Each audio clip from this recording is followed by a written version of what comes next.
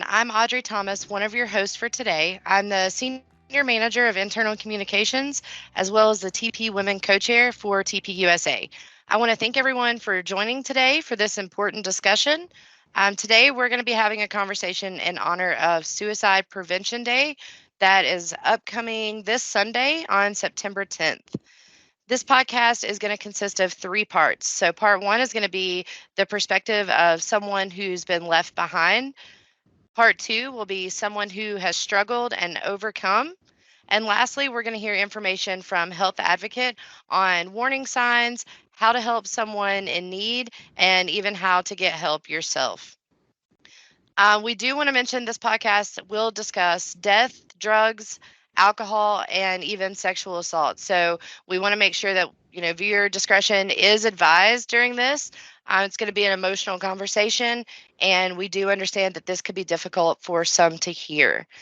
Our speakers today are going to share vulnerable testimonies from their personal lives. Each story may be different, but they do have one main message. You're not alone, you're absolutely not a burden, and you're so needed in this world. So, to start off, I'm going to hand it over to Melanie Federhoff, who is our Employee Engagement Specialist, and she's going to introduce our speakers for us. Hey everyone, I will also be one of your hosts today, and I would like to start off by introducing everyone on the call. Our first speaker will be Mary Ferreira, Senior Manager, Employee Engagement, followed by Kaylin Arnold, an author, fitness trainer, and business owner of Lady Fit Studios. And lastly, Karen Reck, a key member of Health Advocates EAP division. At this time, I will ask Mary to share her story. All right. Thank you, Audrey and Melanie. I appreciate your introduction, and I want to thank everyone for being here today. This is a topic that's so important to me, and I'm very happy to be here to share my story. I want to give everybody a fair warning. There will be ugly crying. I will try to do my best to push through and make sure that you can fully understand me throughout this conversation. All right. I did write down my story just so that I can stay on topic and don't get distracted in my story. So I will read that now. Newly 17-year-old teen who was very involved in community theater, church, sports, and every club the school offered. All my classes advanced, and I had perfect attendance and AB honor roll for as long as I could remember. As a math lover, I was taking 2 advanced math classes in one semester, a pretty heavy load. I had an amazing childhood that set me up for this ideal junior, all aligned for a bright future, until December 14th, 2004. That's the day my whole life came to a halt. It was like any other day in a small town. I ride the bus to school, go to breakfast, and then class. I'm pretty sure I was in marine biology when I realized I forgot my lunch money. I asked the teacher who agreed to let me call my mom. Luckily, she was off that day and agreed to bring me some cash. I meet my mom and go off to lunch with my friends. The next class, Advanced Algebra 2. There's a senior standing in the middle of the room at the front, Krista. She says to me when I arrive, "Hey, Mary, your mom's here to see you up front in the office." I laughed and said, "Oh, I actually already saw her about 30 minutes ago when she brought me my lunch money." Krista insisted, and I, being hard-headed, agreed to go, but didn't bring anything with me because there was no way my mom was up there to check me out. To my disbelief, there she was. She asked me where my stuff was, and I explained why I didn't have it. She hugs me so tight and tells me that there's been an accident. It's my dad, and we needed to go. Later, I learned that on the way to bring me my lunch money, my mom actually passed the ambulances and the cop cars that were on the way to aid my dad. It was just down the street from my house, my school, everywhere. A location that I would drive past every day for many years. Now, again, I am from a small town, so my dad, who I now discovered has attempted suicide, was life-flighted about an hour away.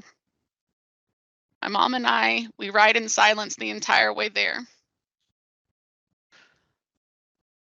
I sat there looking out the window, trying to comprehend what was happening and begging he'd survive and wondering what kind of life could have come after.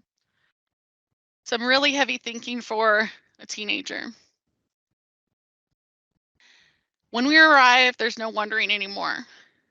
In these type of situations, we were immediately shuffled into the chaplain's room. It was an all-white room with tons of people there to offer support. It was really overwhelming.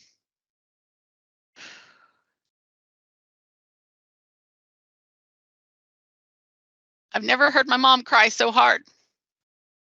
But for me, I was numb. My mom and I are separated, and I'm left with these women that are to help process grief. One lady hugs me, and she hugs me so tight. And because everything is like an out of body experience, I laugh at her strength. She thinks I'm crying, and again, still numb, she squeezes harder. I felt like I was going to pass out. She lets go and proceeds to tell me a way to work through my pain and aggression. She tells me to go home, go to the fridge, grab a carton of eggs, go outside, find an area, and throw them as hard as you can. Again, I'm looking at her like, what are you talking about? This is so weird. I have no clue what's going on. But after a few days pass, I'm still in shock. Can't accept that my dad is gone, that life is so different, and my mom and I have no idea how to communicate to each other. So I lean on friends to occupy my time and the loneliness I felt at home. Friends I still have to this day, I call them up and say, hey, you want to do something really weird for me? Of course, they agree. Who wouldn't at this point? Not knowing what's to come, I go to my fridge, grab a carton of eggs, and we go to the pond in front of my house and we throw them, laughing at how silly this was and how it actually worked. And for the first time, I smiled in a long time. Now, again, this happened December 14th, so Christmas was fast approaching. We had no tree, no presents, no nothing. Just a dark, sad house where two empty shells passed back and forth in the hallway. The community banded together and we were gifted not one, but two Christmas trees. Both resembled the Charlie Brown Christmas tree because it was so last minute, but beautiful in their own right. They symbolized so much that we were broken, ashamed, the last trees on the lot, but determined to stand and make it to the next day. And we did. I'd returned to school that semester, and as the timing was, I missed finals. 2 out of the 4 of my teachers exempted me from making them up. The other 2 I would be required to complete. Under no circumstances was I getting higher than a C in both. You can't learn Spanish overnight. My GPA tanked, academic club memberships revoked, everything I had worked so hard for gone.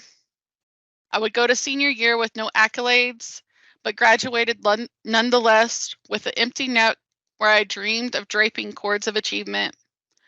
I walked across the stage with my mom in the crowd, proud, but something was missing. He was missing.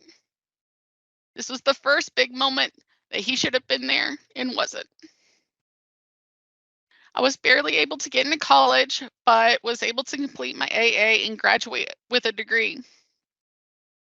My graduation day from college was on Cinco de Mayo, and moments before walking to receive my degree, I remember taking off my cap and gown, grabbing my mom, and going to the closest Mexican restaurant to celebrate instead, and it was perfect. Years go by and I throw myself into everything. I study and become a certified esthetician, a laser technician who removed tattoos, which led to becoming a body piercer. At the age of 25, I owned 2 businesses on the beach. Along the way, I had never handled my pain, just filling my time with anything to distract me from my trauma. And by this time, I finally would allow myself to feel. And boy, that was not fun. I was sad, I was mad, I was ashamed, I felt guilty. My cousin intervened and said, hey, have you tried therapy? And, you know, during this time, therapy was so lame, not talked about, It meant you're weak. So, of course, I said, no way. But I needed help and eventually gave in. I agreed to go, and I show up, and I'm handed the intake form. Name, Mary. Address, Florida. Do you suffer from alcohol addiction? No. Drug addiction? No. Gambling addiction? No. Looking for any way out, I say to myself, this is clearly not for me. And I left, never receiving any kind of help. I was looking for an escape, and I was successful. So I went a couple more years not processing the pain. I moved to Arizona where my mom lived to get a fresh start. I knew no one but her, and our relationship improved. She is to this day my best friend. Away from everything I knew, I started to do the work to understand my feelings. And this wasn't actually my choice, but rather one I stumbled upon. As I was scrolling through the internet one day, I see a video called I Survived Jumping Off the Golden Gate Bridge. I click it and I hear a story from Kevin Hines, who attempted suicide but survived. He gave me a perspective I had never and could never know. He shared that in the moment that his hands hit the rail, he knew that he didn't want to die. I was shocked. Wait, what? You mean my dad didn't want to die? It's not my fault? I would go on to learn, because times have passed, where therapy and depression and suicide was a shameful thing you hid in the dark, to now where a conversation like this is happening, documents being published, and therapy being more talked about and acceptable.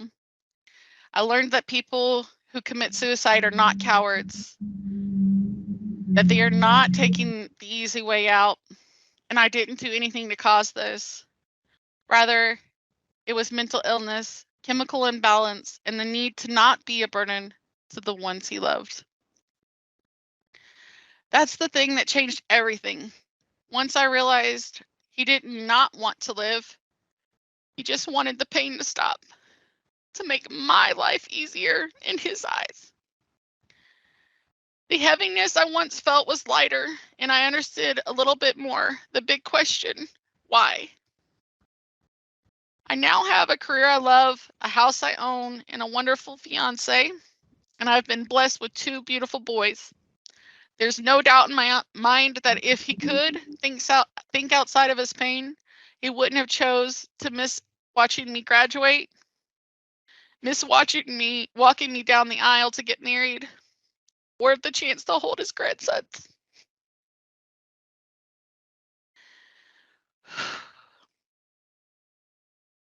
Every 40 seconds, someone dies from suicide.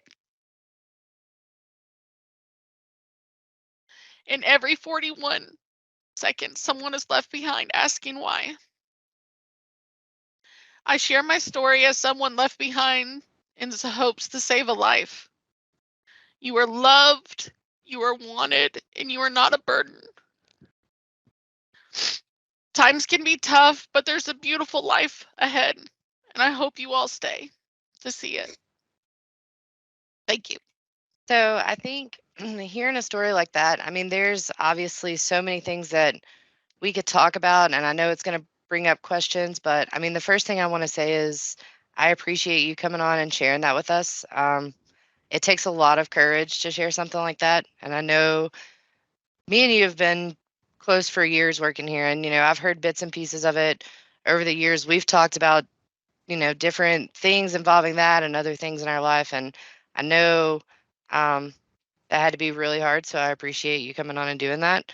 And I think there's a lot of things that you said that are common misconceptions, like you brought up, not being people who commit suicide, they're not cowards, they're not selfish. And I think that's a huge misconception that I hope after we tackle this today is going to change in the mind of a lot of people.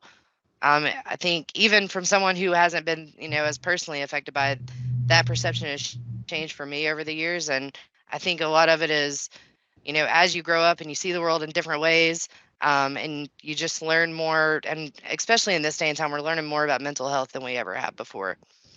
So I think that's a huge takeaway from this. So I am going to bring Kaylin on now, and we're going to hear Kaylin's story. Who it is a little bit different, like we said in the beginning, but it is that same end message that we want to leave you with. So, Kaylin, I'm going to go ahead and hand it over to you. All right. Hello. So yeah, mine's a little bit different. Mine started 22 years ago. I was 15, and I grew up super religious. I love Jesus, but the baby of 3, I was different. I knew I was different. I was not the straight A student. I was the girl who struggled. I didn't know who my identity was. I felt like I was lost and just going through the motions. And at that time in early 2000s, you did not talk about mental health, as she said. You did not talk about, what's wrong with you. It's go pray about it. Go talk to Jesus about it. We swept it under the rug. That's just what you did. At the age of 19, I was in December. Everything changed for me. I actually went to a friend's house, and somebody that I had known for years and years. And at the age of 19, I was sexually assaulted by someone who I had considered a friend. I still to this day remember it. I remember how bad it was. And I left that day, and I said, okay, well, I guess I deserved it. I didn't deserve it. So I left, and then skipped to February. I'd met this other guy and was seeing him, and he just decided, basically that I was nothing. I was a piece of crap. I went home at 12 o'clock at night, and I tried to end my life for the first time. I'm one of these people. I talk about it. I'm very proud that God saved me, and I'm blessed that I was one that he did. So at the age of 19, I finally broke down and told my parents how bad everything was, and they got me into therapy. And I was like, this isn't for me. Like, I don't want to talk about it. I had all these labels. I had depression. I had anxiety. I had PTSD. I was still struggling with an eating disorder that I was the queen of hiding. And it was like, I'm fine, whatever.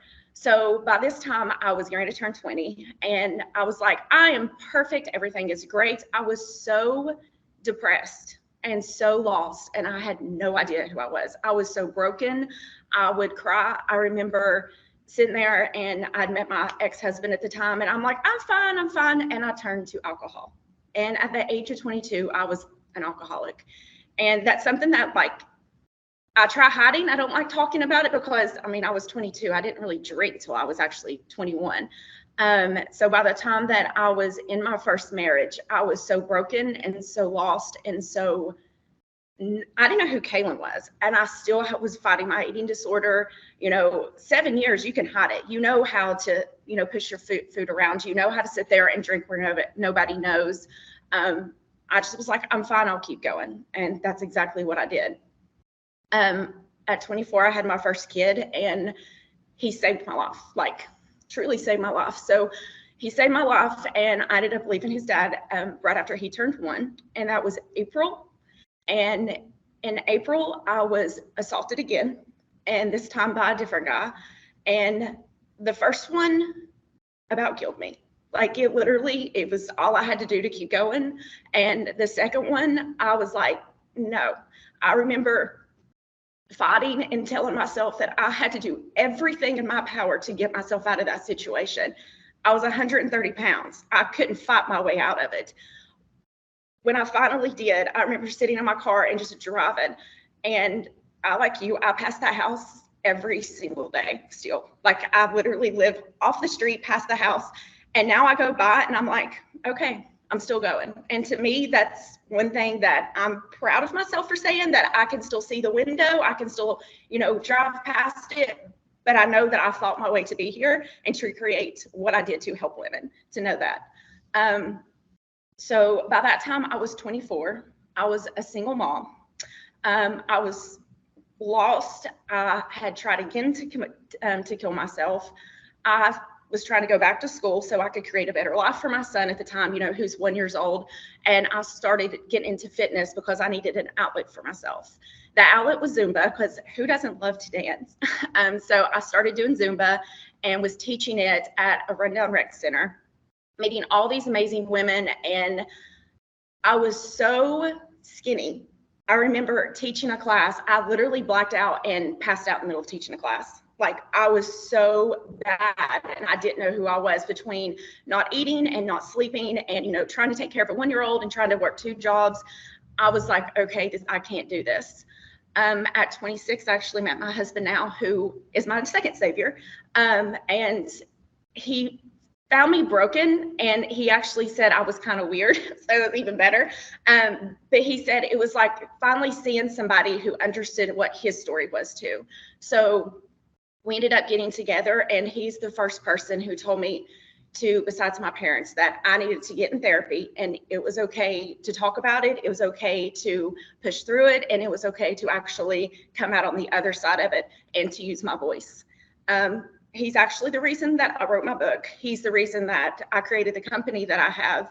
And for me to sit here and say, I know what you're going through, and I know that it hurts, and it absolutely sucks. Mental health is something that, like you said, back in the early 2000s, I wish more people talked about it, because I had nobody to talk to. Like, I had nobody. I do have a chemical imbalance. I can pray all day long about it. I can go to Jesus about it. But at the end of the day, like, that's just who I am.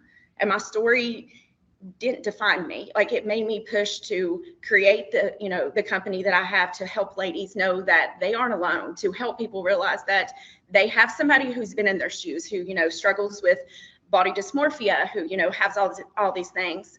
I had a therapist tell me when I think I was 26, I just had my second kid. And she told me, Kaylin, if you had a cancer patient, would you tell them not to get treatment? And I said, well, no, my mom had breast cancer. She said, Kaylin, if you had a diabetic, would you tell them not to do insulin? I said, well, no, that's just silly. That was the moment that the light bulb went off, that it was okay that I went on medicine, that I took the little white pill, that I took every single day, and I woke up and I took my medicine, and then I went and ate. That was the first moment that I had somebody tell me that it was okay to not be okay. It was okay that I have all these labels, and it's okay that, I'm Kaylin. I'm not mental health. I'm not depression. I'm not an eating disorder. I'm Kaylin with a story. And that was the moment that I was like, okay.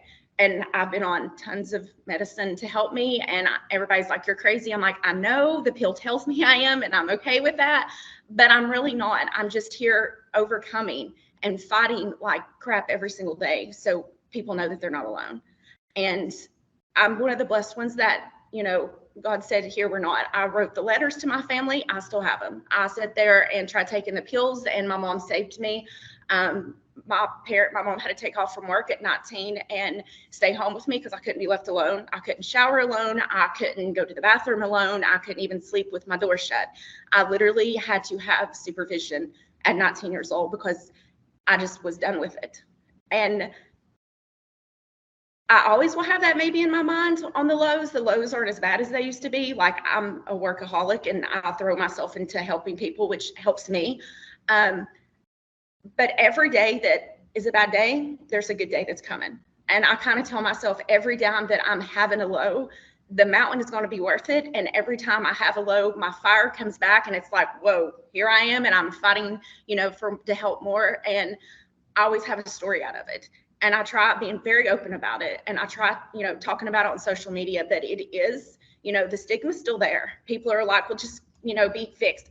I can't be fixed. Like, I hate that word. So I'm like, everybody has a story, and some people aren't ready to share. And I think, just like with you, I feel like us sharing lets people know that they're not alone, and that you can keep fighting. And I hug you, Mary, because I'm sitting here like bawling as you tell your story, because that would have been my parents. That would have been, my kids, even whenever I, a few years ago when I had another low like that.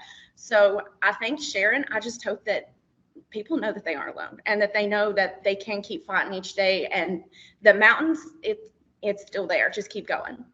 So, and if you are having trouble, find somebody you can talk to, even if it's just like, the one friend that's been there forever. And I have those people I can call, but you're not alone in this world. And that's, the biggest thing I hope people realize. Kaylin, just like with Mary, I mean, I know this is not easy for you all. Obviously, there's no way this is easy. So I just think both of you all are very brave. It takes a lot of courage, like I said before. And I just thank you guys for, being here, being a part of this, and being willing to share your story. um, First, for Kaylin, what I want to say is you made the comment, people keep saying that you just need to get fixed. For the record, none of us think you're broken. You're absolutely not broken. And if Well, you thank are, you. that's okay because the rest of us are too. Um, and that's what, like Mary said, having you on here, this is me and you have been talking about this for, I think, 2 years now. We tried to do this back when 2020 when COVID happened, and it was just everything was kind of in chaos then. And I think, and this is obviously I've never told you this. This is I've probably known you what half my life now because we went to high Yeah. school together and never known you very well. But I think your story is um it was a big piece of like me seeing in my head that my mind was changing, like not changing, but like my mind, the way I thought about things was changing. Because when I did know you in high school, we weren't close. We were a couple of years apart, but you were always like this beautiful, happy cheerleader. And then we're years down the line, and I found out these things were going on and I passed you every day, and I never would have known, You never in a never know million what people years. are going through. Yeah, I think so. That's the thing with mental health. Like you learn to just like mask it. Like, and I even now I can get like I go to teach a class and my studio girls know what's going on. But as soon as I go virtual, I'm like, nope. And you learn to just hide it because it's kind of how you were just raised. Like it's fine, you'll be fine, But yeah, a lot of people when I started talking were like, what? I'm like, yeah. But I didn't know what was going on with me. It was like I had this whole going on in my head, and I'm like, it's like the good and the bad, and you're like, what is this? Yeah. So years later, it was like, wow, okay, so I really wasn't crazy with all this in my head going on. You go from wanting to hide it and then processing what you've been through and then not wanting it to define you. You don't Yes. want people to, that's being the first thing that they see and judging you off of your past and what you've been through, because everybody, you never know what people are going through, and you have a choice. You let it take control of your life and eat you up, or you go on and you succeed and you overcome in spite of it. Yes. Yeah.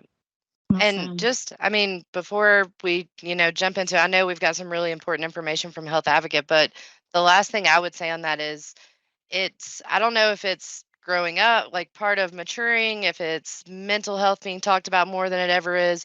But the thing that always blows my mind with, knowing how powerful you all just coming on here and telling your story is that's where I was going with. I literally passed you every single day for 2 or 3 years. And now, like, I follow you on social media and we chit chat from time to time, but I feel like I know you better now than I ever did then just by following your story. So I just want you all to both know how powerful your all stories are. And if you've ever wondered if they touch one person, absolutely. Because both of your stories have touched me in different ways in different parts of my life because I know both of you. Audrey. And with that, because I pride myself, Mary knows, on not being emotional.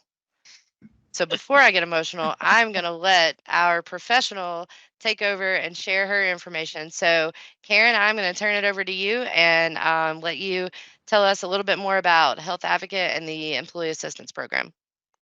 Awesome. Thank you very much, Audrey. Well, my name is Karen Reck. I am senior trainer with Health Advocate EAP, and I'm very grateful to have been asked to be a part of this really remarkable podcast that they're bringing to you today.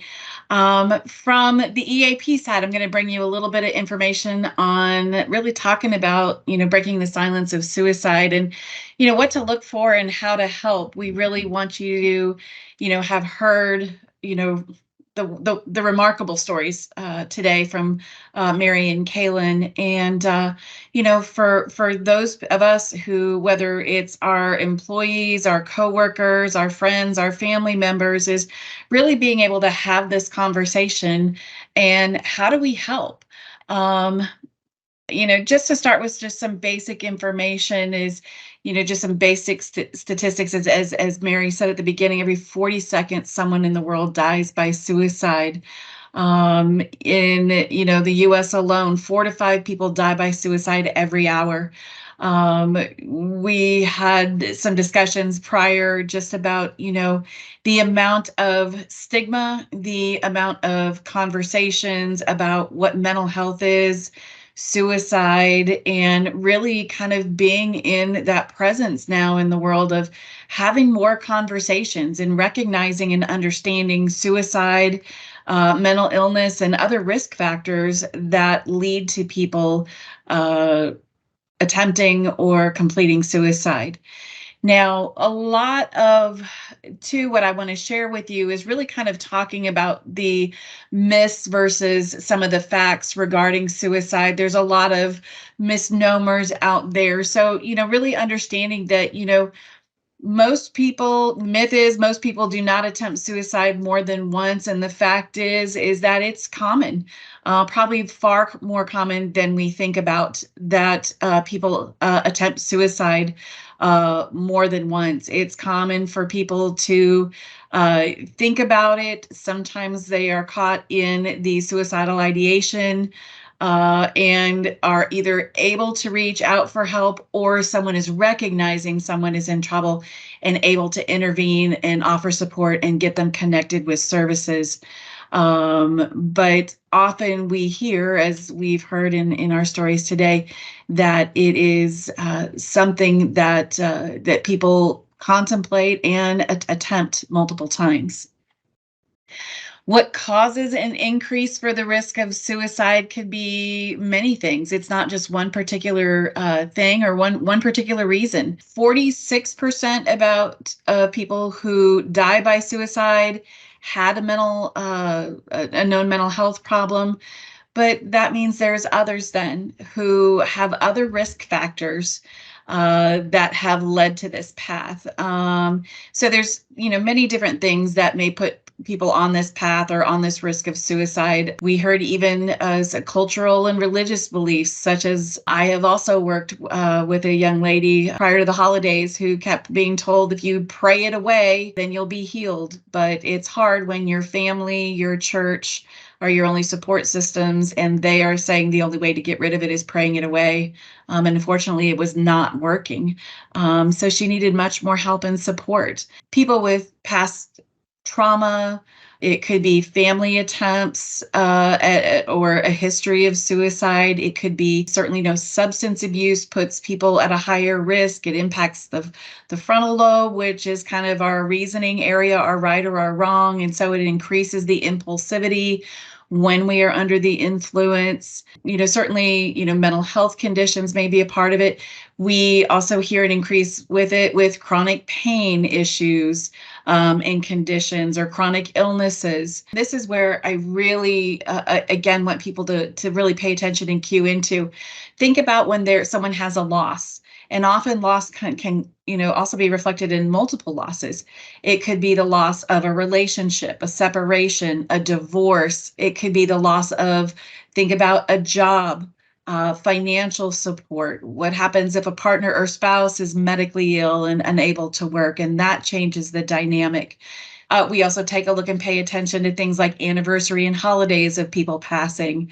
Within workplaces, we talk a lot about times for people to make sure that they have their known access to EAP services, insurance, and sometimes we're afraid to ask for help because we're afraid. Maybe we're worried that it's going to be reported to work, how it's going to impact us in our workplaces, will we get promoted, and things like that.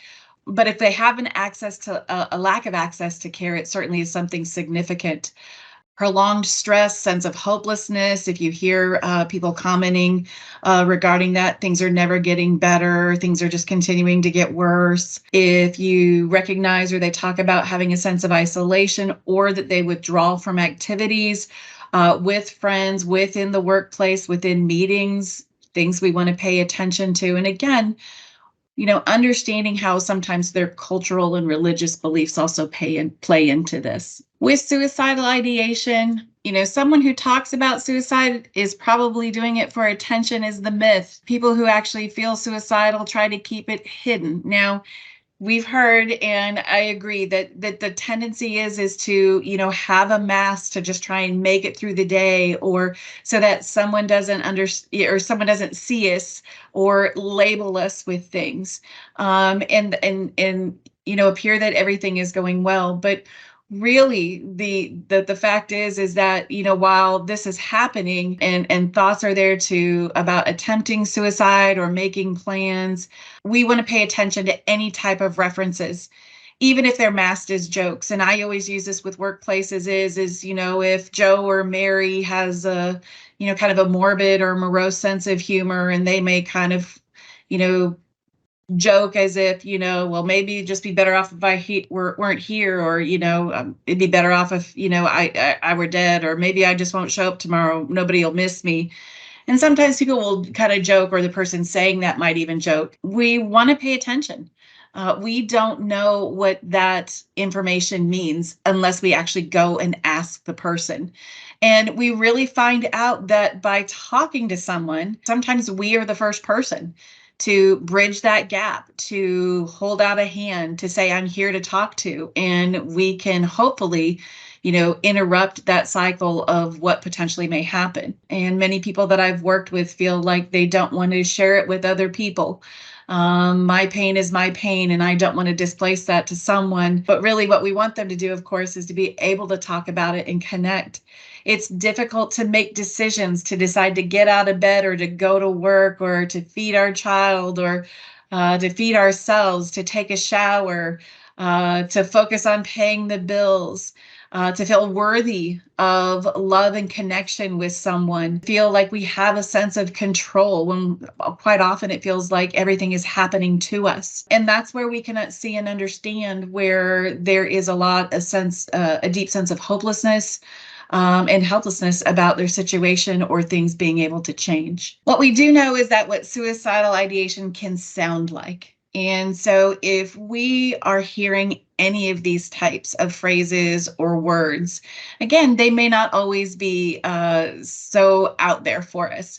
But if we take a listen to conversations, we can often pick up some of these. But anytime we're hearing somebody talk about it, allude to it, joke about it, making a comment that they've attempted or they've been thinking about it, that they're feeling trapped, that they can't get away, that nothing's improving or getting better. I always use those words like all, the all or nothing or everyone. When we start hearing some of those words, it's telling us to tune in. These are those things that can help us tune into those things so that we can help, because what we want to do is we want to be able to help communicate and help connect. And those are the two biggest pieces. Again, it could look like a variety of things as we have listed here. It could be eating too much or too little. It could be an increase of alcohol or drugs, or the beginning of it where someone's not used it before. You can see an increase in agitation, irritability, but you could also see maybe somebody totally withdrawing, isolating, not participating in activities. In the workplace, it could be, again, not going to meetings, not being on Zoom, not connecting with their team, withdrawing from activities, or, maybe going out if that's what someone normally does with their group. We see changes in life patterns, hygiene, appetite, weight. In the workplace, we see changes within work performance and a decline. We may see extreme mood swings. When we're seeing behaviors, when we're hearing things, these are giving us indicators that there is an emergency.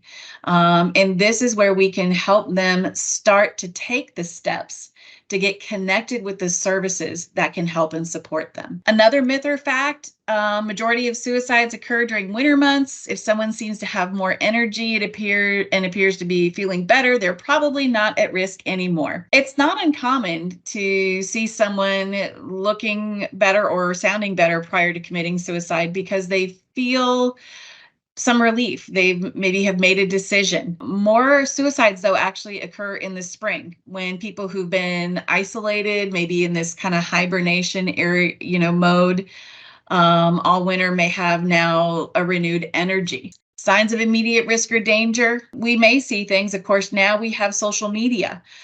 So we are seeing things on TikTok, on Instagram, on Snapchat, on Facebook, and some other ones, where people might be talking about things, about not being around anymore, or it's time to move on, or they may be very specifically talking about death or suicide or giving a last message. They may be putting out notices saying goodbye to family or friends, talking about feeling, entrapped in pain, whether it's mental, emotional, or physical. What's the point of going on, or the meaning of life? They may be giving away possessions. Not all, that doesn't always happen. I know that used to be a very big indicator, but that's not always the case. But certainly if you're noticing that for someone, you want to pay attention to it. If they're tying up loose ends like finances, a will, organizing personal papers, paying off debt, we know that there's a responsibility for being prepared in life. But if something has changed, if this is something new, and you may see other indicators, then this is where we can be a lifeline and we can provide a way to get people support and help them connect. So another myth, asking about suicide. And the myth is that you should never bring it up if they're thinking about suicide. Because if I say something, it might put something in their head, or that might be the final step or push them over the edge. And this is the thing, we know that people often are afraid to bring it up. They're fearful, about what others are going to think about them, in hearing what their thoughts are really about. We can, again, address the pink elephant that's in the room.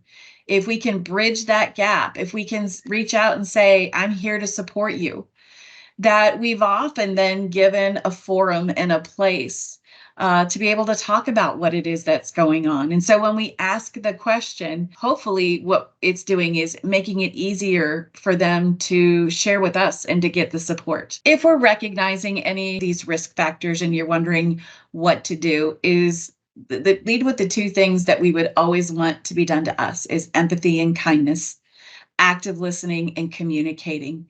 Let's not talk around it. Let's talk about what it is so that we can understand, and we know that these questions are crucial to getting the next best steps. And the next step is really keeping them safe. Is it calling 911? Is it calling EAP? Because that's what we're here for. Is it utilizing the National Suicide Hotline that you can dial 988? We never want to leave them alone. So if that means that we are rallying other troops, whether it's a friend also that they know is supportive, or a family member or a partner or spouse, then that's what we do. But we stay with the person, either physically or on the phone, until we ensure that they get connected with help. So again, just be present. Be that person to hold their hand, to give them eye contact, to validate that you're here for them, that you're here for support. What we do know, and what we talked about, and what we heard in earlier, is that there is ongoing support. There are different levels of treatment. There's not just inpatient, but there's partial programs and intensive outpatient programs and one-on-one counseling and group therapies and support groups and medications and other forms of treatment that could really help. So we don't want to ignore any warning sign. If we have a question, I encourage you to ask it, get involved, offer to work with them to get support. One of the biggest statements I can think to use is, how can I support you? Because that's inviting people into a question and a conversation and letting them know that you are here to help them. So the last myth or fact is, it's too late. There's no use in trying to change somebody's mind. They've already decided to take their life and they've made up their mind. And we know it's never too late. Sometimes people use that as a way to kind of, take a hands-off approach or step back. And as an easy takeaway here, these are various ways that you can help make a difference. And that's talking about a wellness action plan can be helpful for you or your loved one, your friend, your coworker. And take a look at this and see how this may be able to help in situations. It's just a great, easy takeaway to be able to provide support. This is where I always encourage people to know what's in your communities. So know where the hospitals are. Use the National Suicide Prevention and Crisis Line. You can dial 988. That's the easy new number they added in July of last year. But the 800 number, the 800-273-TALK, is also still available to work. Here's a great group of resources for you with teleperformance. What you can do is call EAP at any time, even with the person on the phone with you, whether it's a coworker or a family member or a friend, and we can provide in the moment support. We can help locate those services that are in your specific area. We can help make an action plan. We can assess what it is that's going on, but we don't want you to feel like you're left alone either when you're helping someone. So if you want to use the EAP services and contact us, the number you would dial is 877-240-6863. And we're here 24/7, any time of the day, the night, the holiday, or the weekend. We will be here to assist you. So Mary, I just want to thank you for letting us share this information. All right. And Karen, I do want to thank you, just like with I did with the girls. I want to thank you for coming on and giving us more information. You shared so much information, and all of this is going to be available to our employees as well, so that they can refer back to it. But I mean, at least for me, my big takeaways on this are education, awareness, be aware of the warning signs, whether it's for other people or for yourself. I know our employee assistance program, we have a multitude of benefits that we get through EAP. Can you give us like a high level, maybe overview of just some of the services that you all touch on? And then, I know both stories that were shared today, we've talked about how therapy and counseling, used to be something you kind of kept in the dark, but I know teleperformance really fought for us to get more of that benefit. And can you talk a little bit more about that piece of it specifically? Absolutely. Great question. So with the EAP, there's 3 free and confidential counseling sessions. One of the things that I want to let people know is that Health Advocate's a separate, division. So it is a confidential service. We're bound by HIPAA like a doctor's office. So all you have to do is call in. Honestly, it's as easy as having this conversation here and saying, hey, here's the phone number. And the care managers are master level clinicians. They do the intakes and assessments. They help you get referrals. They help you, with in the moment support. And then you also have the work-life benefits. Now, we also know that we just go through a lot of different things in life. And so sometimes we are looking for childcare or elder care services, and that can be really stressful. So versus you taking time out of work, you just call Health Advocate. We have a specialized work-life team, and they will do research for both childcare and elder care services. So nursing homes, assisted living facilities, memory care units, in-home care, companion services, or daycare, preschools, after-school programs, summer camps, special needs. That way you don't have to be stressed, or your family members don't have to be stressed in doing that. You just have to call and let us know so that we can run down those services. You have free legal consults with an attorney. It's a 30-minute consult by phone, referrals to attorneys at discounted rates. Can be about any area or type of law, just not about the workplace. But again, that opens up a lot of things, whether it's an accident or landlord-tenant issues, or you're trying to open an LLC for yourself. There's just a lot of great resources with that. And then there's financial counseling, and who couldn't need a little bit of support with that, right?